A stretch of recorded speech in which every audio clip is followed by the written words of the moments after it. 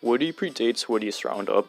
So this is a theory that explains why Woody doesn't already know about his show. Like, Buzz, for example, before he came to the realization that he's just a toy, he fully believed that he was like a full-on Buzz Lightyear space ranger and stuff, and this is like, how come Woody doesn't know his own history either, all the others do?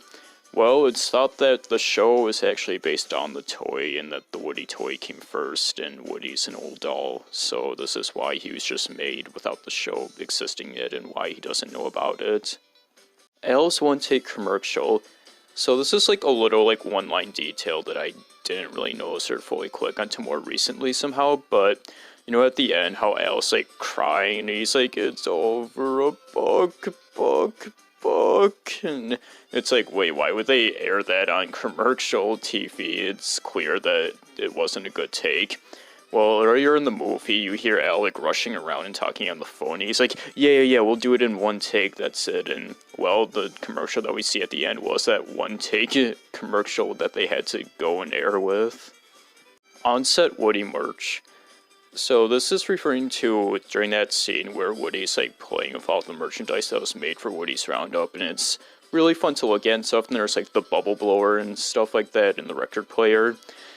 Well, you may have noticed that Woody's reactions sound really natural to doing this, and the reason why is that they actually made this stuff in real life, and they put it on set, and Tom Hanks was just like looking at all of it and reacting to it like live, and that's what they were recording. They just took his live reactions to the real life stuff, and this is a really cool thought, and I actually can't really find anything for these, at least for now. Maybe they'll end up in the video if I do get anything, but I want to see these. I want to know where these are. Like, they fucking made all of this just for this one scene, and they're just somewhere, like, either destroyed or thrown out or hidden somewhere. Like, come on, let's see this. It would be cool. Al's Toy Barn production costs. So, if you may have noticed, Al's Toy Barn is kind of, like, fucking amazing as a store. Like, it's a dream come true toy store. Like, especially if you look at it through the eyes of a child. Like, holy fucking shit, would this been a dream to go to back then? And yeah, you gotta think, how much of this costs? Like, Al is just like one dude, and he's like living near this like normal town. Like, it doesn't seem too big and extravagant or anything, and I mean, Al must be really fucking rich and really fucking successful and know what he's doing to be able to make all of this, and I guess it's cool that he went off his way to do all of this stuff, but yeah, that's about it. It's just that Al must be pretty fucking wealthy or know how to invest, considering he just lives in this like little apartment too at the same time, but then has this amazing store. Number of lives ruined by the toys traveling.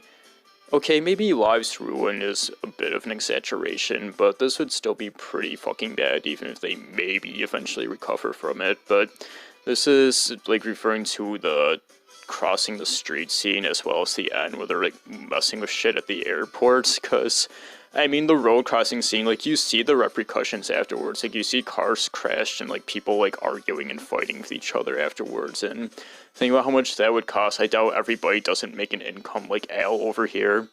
And then the airport's even worse because you don't see any results afterwards, but they're like going through luggage and stuff and like throwing things out and damaging things, and yeah, like, let's just hope that there wasn't anything super fucking important or pricey that was lost, and that people were hopefully fine afterwards, and that they didn't have their lives ended by little bits of plastic. Why Pete thinks children destroy toys. So this is what I was referring to in the last video where I was like, we're going to talk about Pete later, and yeah, this is it.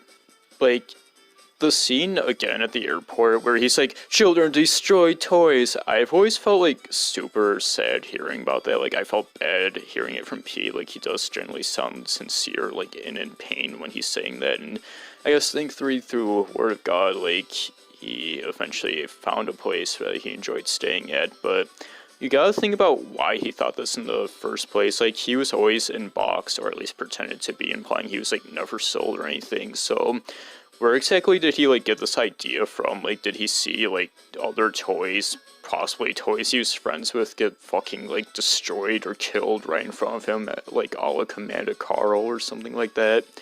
I mean, when you think about this line and like where he got the context from, it does start to like shed like a more sad light on Pete. And makes you like a bit more like sympathetic for him and stuff.